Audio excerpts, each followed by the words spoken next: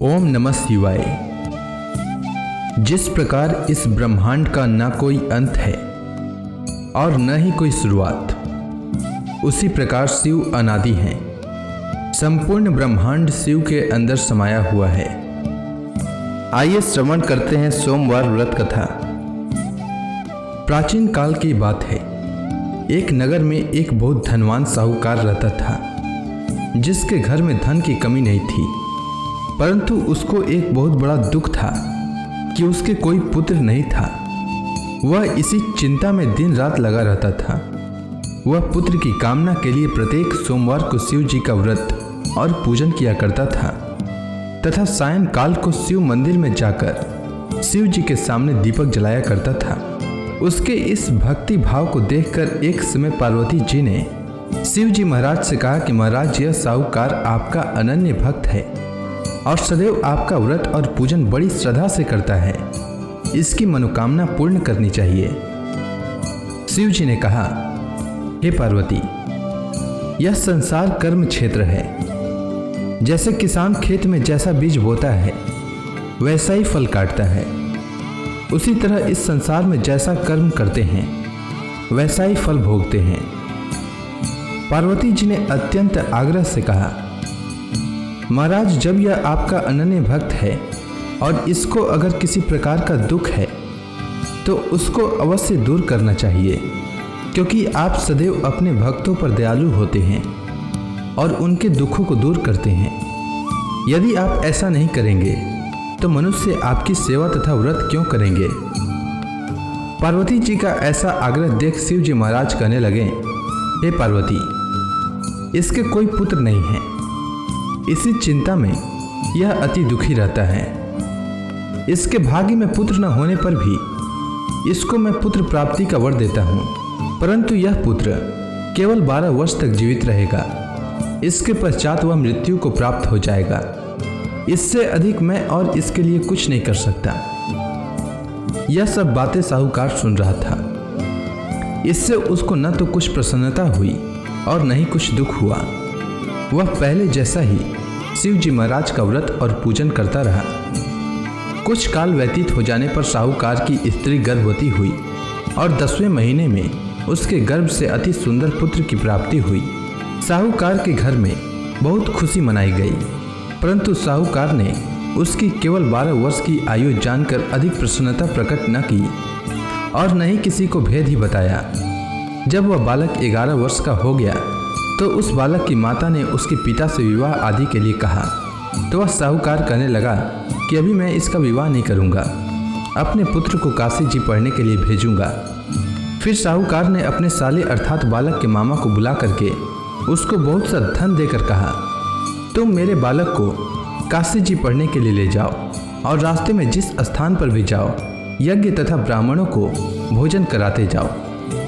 वह दोनों मामा भांजे यज्ञ करते और ब्राह्मणों को भोजन कराते जा रहे थे। रास्ते में उनको एक शहर पड़ा। उस शहर में राजा की कन्या का विवाह हो रहा था। दूसरे राजा का लड़का जो विवाह कराने के लिए बारात लेकर आया था, वह एक आंख से काना था। उसके माता पिता को इस बात को लेकर बड़ी चिंता थी कि कहीं वर को देखकर कन्या के माता पिता विवाह में किसी प्रकार की अड़चन पैदा न कर दें। इस कारण जब उसने अति सुंदर सेठ के लड़के को देखा तो मन में विचार किया कि क्यों न दरवाजे के समय इस लड़के से वर का काम चलाया जाए। ऐसा विचार कर वर के पिता ने उस लड़के और मामा से बात की तो वे राजी हो गए। फिर उस लड़के को वर के कपड़े पहनाकर तथा घोड़ी पर चढ़ाकर दरवाजे पर ले गए और सब कार्य प्रसन्नता से पूर्ण हो गया। फिर वर के पिता ने सोचा कि यदि विवाह कार्य भी इसी लड़के से करा लिया जाए तो क्या बुराई है। ऐसा विचार कर लड़के और उसके मामा से कहा, यदि आप फेरों का काम और कन्यादान के काम को भी करा दें तो आपकी बड़ी कृपा होगी और मैं इसके बदले में आपको बहुत कुछ धन दूंगा।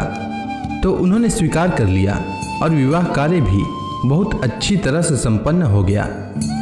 परंतु जिस समय लड़का जाने लगा तो उसने राजकुमारी की चुंदड़ी के पल्ले पर लिख दिया कि तेरा विवाह तो मेरे साथ हुआ है, परंतु जिस राजकुमार के साथ तुमको भेजेंगे वह एक आंख से काना है और मैं काशी जी पढ़ने जा रहा हूँ। लड़के के जाने के पश्चात उस राजकुमारी ने जब अपनी चुंदड़ी पर ऐसा लिखा हुआ पाया तो उसने राजकुमार के साथ जाने से मना कर दिया और कहा कि वह मेरा पति नहीं है, मेरा विवाह इसके साथ नहीं हुआ है, वह तो काशी जी पढ़ने के लिए गया है।